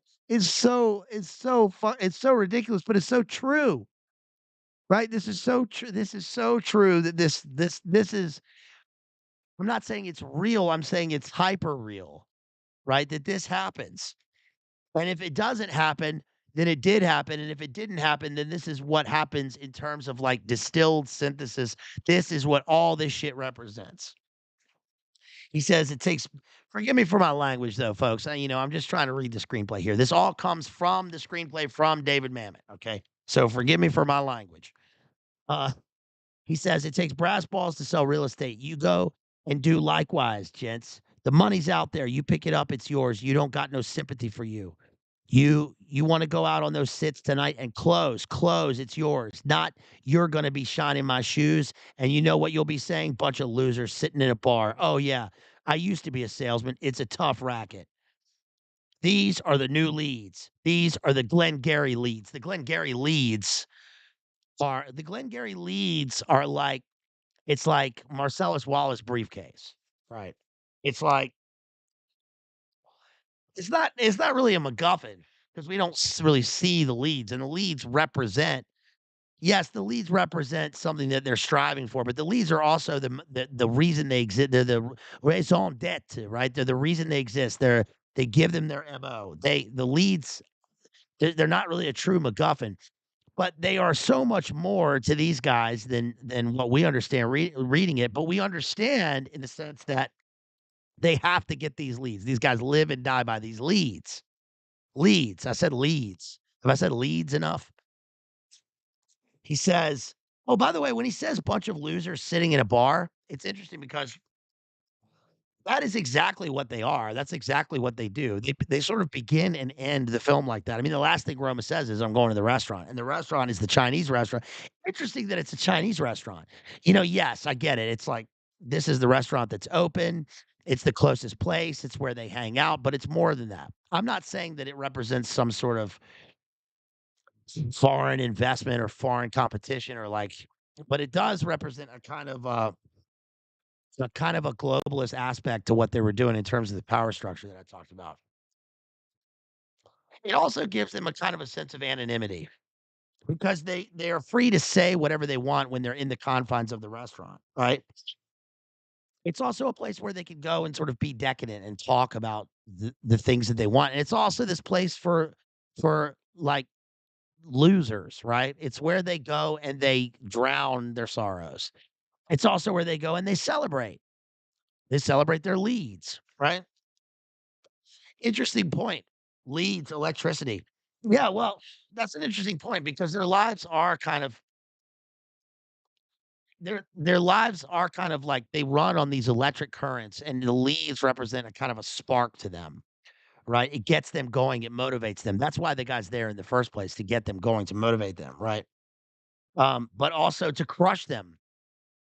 Um, and he says, yeah, so we got the Glengarry leads. Also, Glengarry Glen Ross, it's like we have this another foreign aspect in terms of the etymology. It's like we mention we see it as like, they're gonna one of the places they you're gonna live is the Glengarry Highlands, which is obviously this American place that's the name is chosen because it's supposed to bring to mind the essence of like something higher up, something natural that's different from the urban, hellscape in which they live. It's supposed to represent promise, the future, and the past. The future because it's a place that people can go and live, but the past because it represents like their ancestry or their heritage or where they came from. A place where things are like simpler, possibly more refined, where the air is pure, language is pure. Shouts out to Ronin Samurai out there, 95, who sends a $2 super chat and says, glad I somehow stumbled upon this channel. Well, I'm glad that you stumbled upon this channel too, homeboy. Appreciate you. Thank you for that super chat.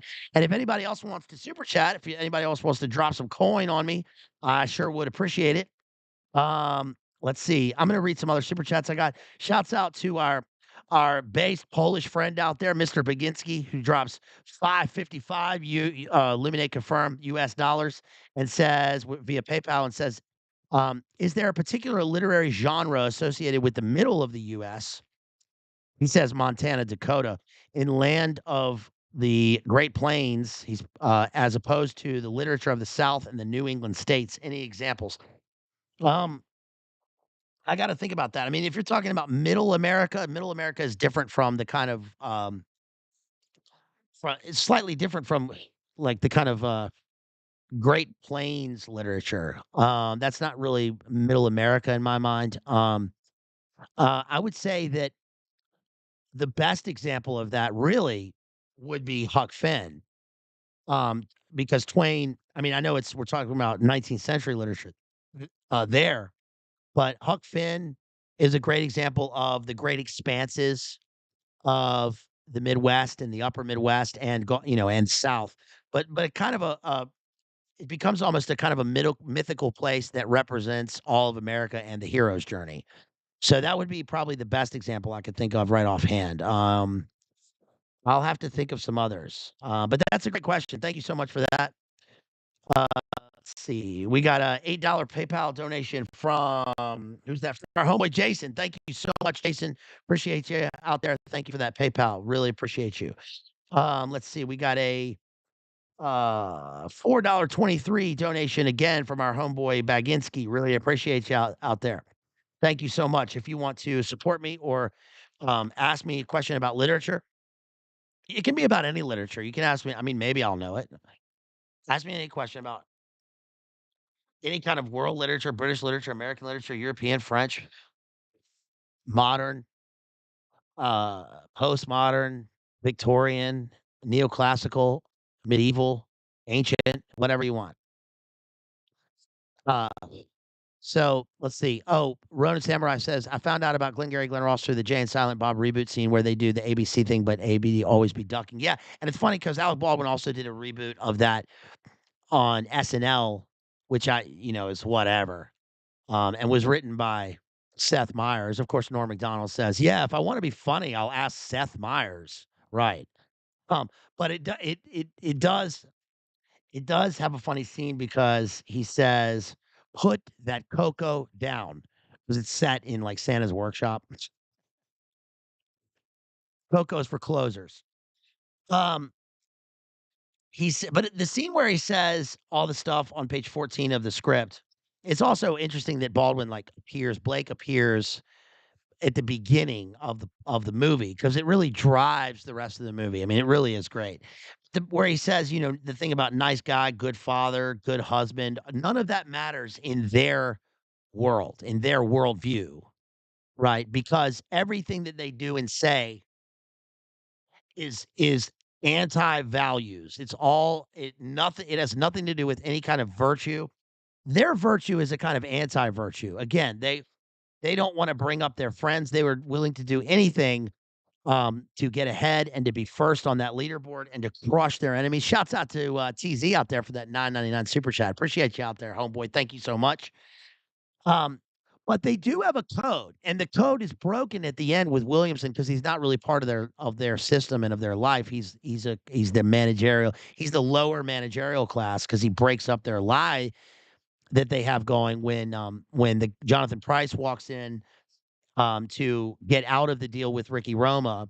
The other guys in the bullpen know that if a client walks in or somebody who looks like a client, play the part, play the role to help the other guy but only insofar as it's useful to them, right? But they do have a code because there's one important thing that happens, which is where Roma is talking to Jonathan Price after the Al Crowley speech, right? Where he stands up to get another. He starts talking about sex or something like that, and he stands up and gets another drink. He gets another vodka tonic or whatever it is, and when he does that, he goes up to the bar to pick up the drinks, and you notice what he does because Ed Harris is up there talking to Alan Arkin at the bar. They're at the bar, and Richard Roma or Al Pacino and Jonathan Price are in a booth, and the booth insulates them. It first of all, it's circular, so they're kind of next to each other but facing each other. So it's adversarial, but they're on the same plane because Roma's trying to he's a confidence man. But it insulates them from the rest of the bar and from the other people. And you notice what happens. Ed Harris and Alan Arkin, Alan Arkin or Alan Alda? Did I say Alda earlier? It's Alan Arkin. Sorry, both Allens. They're both old. Anyway, Alan Arkin. They're both at the bar, but they don't infringe upon his space. They know he's making a sale. And when he walks up to pick up the drinks, he looks at them and he winks because they're all in on it, right? They know through their code not to mess up his sale. Yes. And let's see, he says, let's go on to the next part. Yeah, well, I wrote bunch of losers sitting in a bar. I wrote that's exactly what they do half the movie. And Roma isn't at the meet because he's out closing. And we learned this in the transition. Remember, the meet is set and the guy from Mitch and Murray is coming there to berate them, but he says, we're missing a guy. We're down a man. But that's because Roma is out doing what he's supposed to be doing. He's out there. He's supposed to be out there making a sale and he's closing. He's a closer. Coffee's for closers. So is vodka tonic, I guess, or whatever they're drinking. He's going to drink whatever the client wants or whatever the client drinks. He's going to charm him. Right. And let's see. The Levine and Williamson repartee. This is where Levine pulls out all the stops. This is where Jack Lemmon pulls out all the stops. And he is talking to Spacey. You know that it's interesting in the dynamics of the film. It doesn't really play a part in terms of how we interpret the film, but it is interesting to see Creeper Spacey and Jack Lemmon in a film because Jack Lemmon is obviously his idol and his like that's obviously his acting idol. I mean, he is just a new version in his films, a kind of an alter new version of Jack Lemmon's characters in films. That's who he's supposed to be. He's just like a new Jack Lemmon in his movies. He stated that in articles. Um, but we get this dynamic between Levine and Williamson, and Levine is talking on the phone. He's trying to make sales. He's cold calling, and Roma's out closing. And let's see, we get oh yeah, we get the Williamson and Levine defeatism, which occurs on around page 33 of the script in the screenplay. Williamson says, "What if you don't close? I will close," says Levine. "What if you don't? You understand? Then I'm fucked. You think you're the only guy with a family? You see what I'm telling you? I step out and you don't close, then it's my job. Then I'm fucked. I will close, John, 10%. I can get hot. You know that? They become like gambling junkies, sort of. Williamson says, "Not lately, you can't," because he's in a slump. Levine says, "Fuck that. That's defeatist." Fuck that. Fuck it. Get on my side. Go with me. Let's do something. You want to run this office? You heard what that guy said today. Attack. Let's do something. So it's interesting that this guy, Blake, the Alec Baldwin character, is just a guy there to motivate them and is so reprehensible. And yet, Levine, Jack Lemmon knows enough to listen to this guy. Not only because it's his job, but also because he understands the essence of what the guy's saying, which is attack. It's a war speech. I mean, corporations, especially in like postmodern America and leading up to now, corporations, there are often metaphors between corporations and war. The language is warlike, right? Corporate raiding, right, is like supposed to be an etymological throwback to the Viking raid, right? You go and you're going to go and take, right? They're going to go and they're going to sack the other guy's stuff, right? So that they can have all the booty. They can have all of Djibouti at home, in their place. The defeatism is an interesting part here because it shows that Levine, even in terms of the emotional aspects of the film and in terms of the dialogue, he doesn't appreciate defeatism. It's all about being a winner, right? Being an Alec Baldwin winner or whatever. Yes, Talita says the art of war. We also get some dynamics here like management versus worker and young versus old. Close at all costs. Levine says, John, listen, I want to talk to you. Permit me to do this a second. Permit, right? And everything is permitted to these guys. Permit me to do this.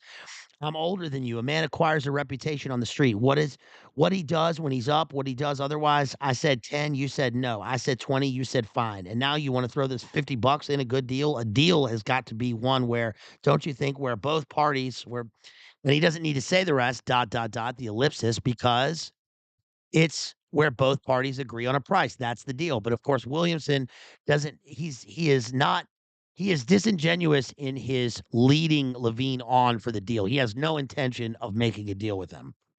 He's just doing this because he knows he can use him.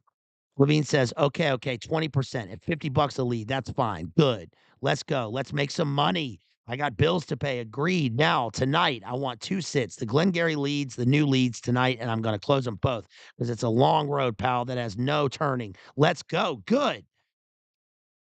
Williamson says, I got to go back to the office to get him. Well, then let's get going. You see, pal, this is what I'm saying. All you need, a little boost. You turn a streak around. They, they're so like, er not erratic, they're so, like, electric. Everything that they say is like this, that, you gotta go get the leads, go get the leads. Okay, well, the leads are inside. Okay, well, go inside. This is what I'm saying. You gotta go get the leads. All right, you gotta go inside, get out of the rain. You can't stay in the rain too long. I can't stand the rain like Milli Vanilli. You gotta get out of the rain. You gotta go inside, get the leads, get the leads. We're gonna go, then we're gonna go and we're gonna make a sale. We're gonna make a sale and it's gonna be great. Then we're gonna be back on top. I've been down a long time. It's called a streak. You can learn something from me. I'm the older guy. I know you're the younger guy, but I'm the older guy. And you're the manager. You don't know shit. But listen, if you stick with me long enough, we're gonna get there. Yes. Oh, my daughter's in the hospital. Yes, I gotta make this. I gotta make this. I gotta get these leads. I gotta make this sale. What? You don't want to give me the Glengarry leads? What? You think that I'm shit? You think I'm shit? You're shit. I can make these leads. I've been here since 1969. It just never stops. Right? Roma, um, on page, let's see, we get the speech we already went over, which is the middle class morality. I wrote sick fuck creep. He's a creep. But he is in a hell of anxiety, immorality, and or amorality, and crushing and crippling nothingness. He has nothing. None of these guys seem to have anything. In fact, people that have something, we know that Williamson has something because he has a family. He says that. Do you get, by the way, um, why they won't give Jack Lemmon the leads? They won't give him the leads because they say he's in a rut and he can't close. And if they try to close on the Glengarry leads and they give them to Jack Lemmon, he's going to mess it all up. He's not going to get the leads. He's not going to close and they're going to ruin it for everybody else. So they got to give it to a closer. They got to give it to somebody like Roma, or they can give it to somebody like Alec Baldwin, who has no need of it, but makes $900,000 a year. And Alec Baldwin, by the way, when he says he can take any of the shit leads and make $15,000 tonight, you believe him. You believe that he could do that because he has charm, he has wit. These guys live by their wits, right? And he's also obviously willing to do anything to get these leads. But the line that they cross is the simple legal line. They have no respect for the cops show up and right and they constantly make comments like this asshole couldn't find his ass from his elbow. What does this guy want? What do you want? I'm here to sell, pal. I didn't steal it, right? At one point, Roma even says, You got me. I'm the guy. That's right. I broke into the office. Get out of my face, right? You believe him. He didn't, but he admits to it because the reason that Mamet puts that in there, I think, is because we, the audience or the reader, are supposed to see he didn't break in this time, but Roma would do that if it came to it. Any of these guys would do that, right? Um, I can't stand yeah, blame it on the rain. Yeah, yeah. I do too, Kristen. I do too. I love that song. Um, Shouts out to Millie, RIP Vanilli, or vice versa, I forget which. Um, let's see. Yeah, we get Ed Harris's character trying to convince Alan Arkin to go break in and steal the leads and sell them to the guys from the other firm because they can get good money for the leads and then they can make some money. But yeah, you're right, Donna. I mean, they really did nothing wrong. These guys did what they do to all these other people, and I think there probably is a hint of xenophobic racialism in there because some producer who put them up for it got burned, right? Because they do that with everybody else. It was just the lip syncing that caught him that burst the bubble, broke the illusion. But the illusion was anybody with any sense knew that the whole thing is an illusion anyway. So what did they really do wrong, right? These two Euro models are chosen to, you know, do this dance for this Zoolander management Maury Ballstein guy. And then, it just breaks on, TV or whatever, and they get caught, but, they always do that, who cares? Uh, and yeah, Talita says, "Even though Lemon's character is just as bad as the rest of them." Yeah, of course, yeah. So what I'm saying here is not that Lemon yeah, I know you're not saying this, Talita, but I'm not saying that Lemon is better than the rest of the characters because he's willing to do what they all are willing to do. They're all what Alec Baldwin said, which is they're all shit, right? In the sense that yes, they are hardworking, hard driving guys, and they're trying to do this stuff. And Jack Lemon's trying to provide for his family. He's trying to provide for his daughter. But they're all engaged in the same system, and they do have they like Jack Lemon is just the only one who does what Roma says in the speech, which is like he realizes the immoral and he breaks it. Right, and he does what they all were probably willing to do, but he just does it. That doesn't make him better, it makes him better in their worldview and their system, but it makes them all just just confidence men par excellence, right? Par excellence uh, in the common parlance, um and then, so then Jack Lemmon, none of them I don't think any of them snitch on him, and then but Jack Lemmon basically except for Williamson's gonna go in there and tell him we're sort of left to the ellipsis to figure that out, and then we know that Jack Lemmon's gonna go down, but there's no real, like, character arc because the character arc rises and falls within this set storyline time, but this is what they've always dealt with. So again, like, it's interesting to think that this takes place over one night into the next morning, but this is their life all the time, right? So imagine the kind of valueless, nihilistic stress that these guys go through to get this stuff, right?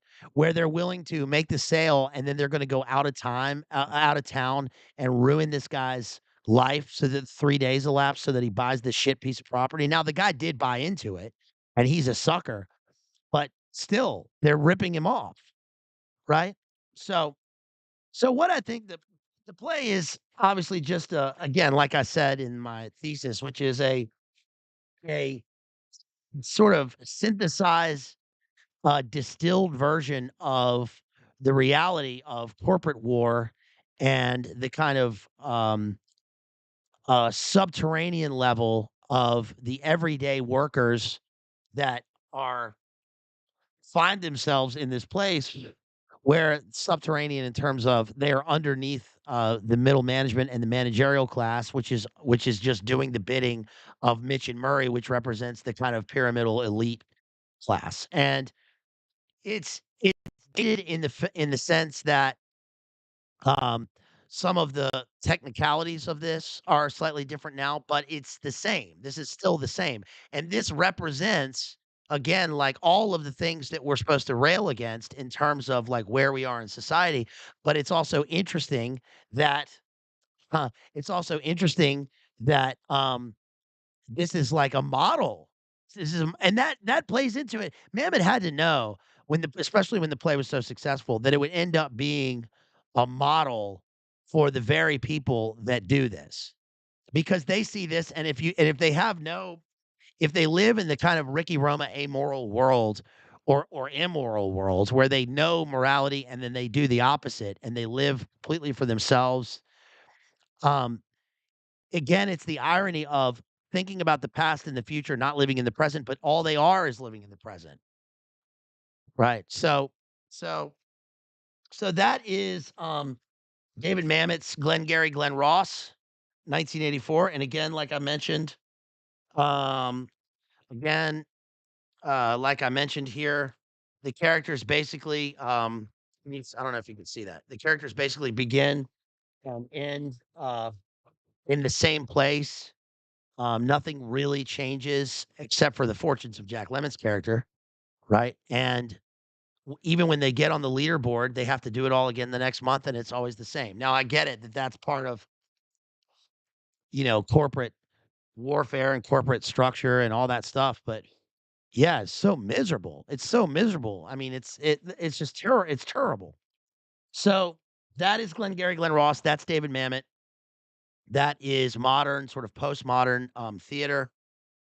Somebody mentioned earlier, can you think of ask the chat, I think. Can you think of an example of a modern or a contemporary playwright?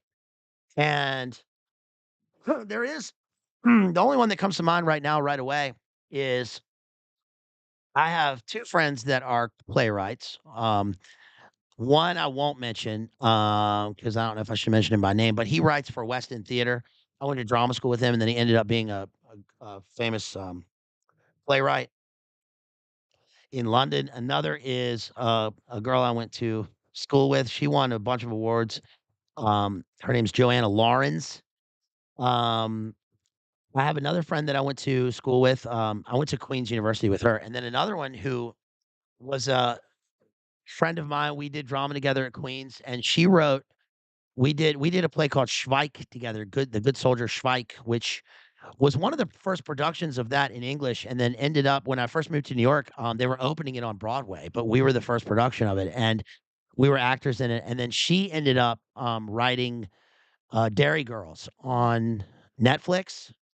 She was a friend of mine at school, so she's successful, and then, um, I have another friend who is a screenwriter in LA, but as far as do we can we think of any contemporary playwrights that are making it big? I mean, I always get annoyed because it's like the way art moves, it's like if you're not off Broadway or like doing something edgy or whatever, then we get stuck in these like reboots of these old playwrights and these old plays. One of whom obviously is Arthur Miller. Like when people think of, classic American um dramaturgy and playwriting, we think of Arthur Miller and David Mamet and perhaps we think of Edward Albee in terms of, like, modern playwrights and Who's Afraid of Virginia Woolf, but that's so old, and it's funny that this is essentially Miller's Death of a Salesman, but in the office, because Death of a Salesman takes place the salesman in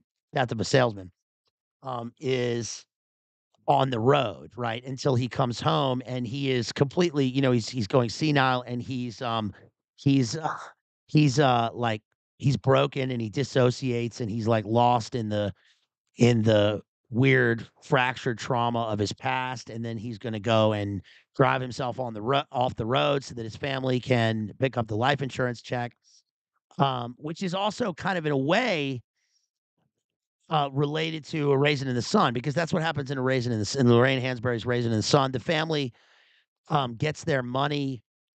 They get their $10,000 check because the dad is dead. He had a life insurance policy, and I can't remember whether he drove off the road or not. But that's what happens in that play. So it's interesting that oftentimes we get plays in American literature where the stakes of the family and their especially their financial success is based on the life insurance and the death of a patriarch or another figure, right? Who provides like a looming presence within the life of the story, but is never actually there. And in a way, that's what Willie Loman is. Like he's not actually he's the main character, but he's not actually there, or he's not all there. He's like the man who wasn't there because he's fractured, right? He's even the way that the play is set, it's like we see the kind of surrealistic stage set of like the inside of the house, but there are weird angles. That's what Kubrick remember, that's what Kubrick that's one brilliant thing that Kubrick does in this sort of show versus tell of The Shining. In The Shining, we get we get Jack Torrance, who is a writer, but he's not all there. He's there, but he's not there because he's this there are fractured personalities and there's DID. But throughout the film, we get these square on sets, right? We see the wainscots, we see the maze, we see the frames of the hallways and the doors are square onto the camera. But then right after he does the all work and no play makes Jack a dull boy, and we see that he's just repeated this, this book, and Wendy's mind fractures, and then we see Jack, and the creepy fur, all that stuff. We see that Kubrick all of a sudden makes the angles slightly askew, right? They're at like 45-degree angles, or they're long and short, or so something is not right, something is broken. The normal framing of the world is now fractured and broken. And that's what we see in Death of a Salesman. Um, we see that in terms of the words and their relationships in a bit more of a clever way in Raising the Sun. Um, what happens to a raisin in the sun? Does it dry up? What happens to a dream deferred? Does it dry up like a raisin in the sun? Does it fester like a sore and then run? So it's like the things that you put off in life are supposed to shrivel up. But in this, Glengarry Glen Ross is not quite surrealistic, but it's like hyper realistic, right?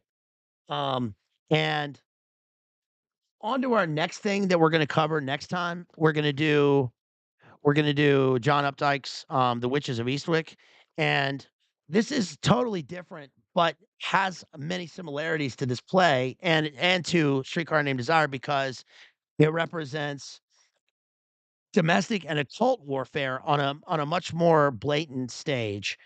And it's also an East Coast play. It's slightly different from the kind of Chicago set Death of a Salesman, which is which is urban, but this is like you know people in the sort of New England East Coast society at war with one another through blatantly through the occult, but also through their relationships and their levels in society. So it's like in that, they're on a leaderboard, but it's not a corporate or a business leaderboard. It's on a societal leaderboard. And it's about who is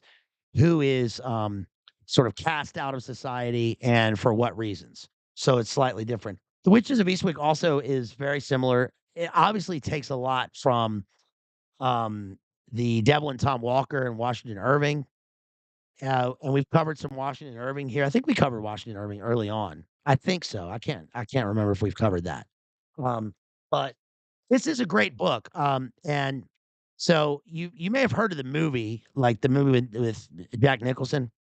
It was an '80s movie, and I didn't watch the movie, especially I didn't rewatch it for this. We're just going off the book because the book's a lot different from the film, but the book is really clever, especially because of the occult language in it. So we're gonna see how these witches operate. So that'll be pretty interesting. And then coming up, we also have more occult warfare with actual occult warfare and warfare tied in. World War II story, about a bunch, about a group of, let's say, soldiers from Germany who go to Romania and take over a castle keep. And it has a demonic being on the inside. This is called the Keep. And if you haven't seen the film, The Keep, it's one of Michael Mann's. It came after Thief, but it's one of Michael Mann's first films, and it's a really it's an underrated film. It's kind of a mess making, but it's Michael Mann is in heat. We'll also later on be doing The Crossing by Cormac McCarthy. That'll be our let's see, we did we did The Passenger, we did Blood Meridian, we did No Country for Old Men. I guess this will be our fourth Cormac McCarthy. And we'll also be doing Ender's Game for some sci-fi. Of course, we did Snow Crash. And then we'll be doing that with our homeboy BPF over at the Crucible. He'll be here. And we'll be doing Ender's Game. That'll be cool. Also, Graham Greene's The Power and the Glory. Shouts out to Claire out there. I know she had read half of the book so far. And next up, oh, and then I've got this old 1960 Paris Review article interview with Aldous Huxley where he talks about ergot and LSD and Brave New World. So we'll be doing some Aldous Huxley. Perhaps we'll do The Doors of Perception by Aldous Huxley. When the doors of perception are cleansed, things will appear as they truly are, infinite, coming from William Blake. And then, of course, next up, we'll be doing after the which is the Beastwick, we'll be doing Christopher Priest, The Prestige, and the film, The Prestige, with Christian Bale. So we got a lot to come. Oh, and also on the 26th, we'll be I will be on Based Homeschool Mama's channel. Our homegirl Rachel Wilson from the Crucible. We'll be on her channel. Me and I'll be there with Jerry, our friend Jerry, exposing powerful lies. Shouts out to all of our friends out there. Shouts out to our beautiful, wonderful mods and our friends. Shouts out to my sister out there. Shouts out to Jethro, to Technor Graphics, to Jerry, to Nate, to OK, to Kutsky, to Kristen, Crispy, Jason, all of our friends out there. Shouts out to Toledo. Shouts out to Church of the Eternal Logos. Shouts out, of course, always to our homeboy Tristan at Primal Edge Health, who is our old school homeboy, who's been around for so long and is continuously vindicated by stuff. Please follow Tristan at Primal Edge Health. Follow me on Instagram, Based Lit Analyzer. Follow Jay Dyer, Jay's Analysis, our homeboy over there who's doing it big tonight. I think tonight. Is he still on tonight, you guys, on Timcast? I know Jethro will know. Shouts out again to our homies who have donated, who dropped super chats, and who have supported us. Shouts out to the real John Connor out there, our homeboy, the real John Connor, aka Richard Clock, for supporting me. Shouts out to our based Polsky friend. Let's see. Shouts out to Thomas Totten, who dropped $100 for a sponsored stream. And that's for me and Gary to cover William Burroughs. We'll be doing that soon. Shouts out to Technor Graphics. Shouts out to, let's see, who else? Shouts out to Jack, who donated $10 for via Cash App last time. I don't know if I got to him. Let's see. Shouts out to DJ, Jason, Mr. Baginski, to Adam Hirsch, Thomas Henderson for $15. Shouts out to all of our friends out there who have donated and supported us. And y'all said that he is live. Meow. So let's head on over there and check out our homeboy JD over at Timcast. Big, big moves, y'all. Big, big moves. We're going to go support our homeboy JD, Jay Dyer at Jay's Analysis on Timcast right now. Big moves in our circle here. Thank you for watching. Really appreciate you all. Please don't forget to hit like, share the stream, share it with your friends and family. Donate to me anytime, please. I will read your comments. I could really use your support. I could really use your support. We're in the dark winter months now. So please, if you can, if you're able, if you're willing, please support me. I really appreciate you all out there. I love you. Thanks for just watching. Thanks for being here. And you can email me, madmaximalism, 2x's, at gmail.com. You can drop me a comment. And that's about all I got, you guys. So ABC, always be closing. A, always B, B, C, closing, always be closing. Thank y'all, and I love you. That's all I got. Keep on living, and peace. Love y'all. Peace.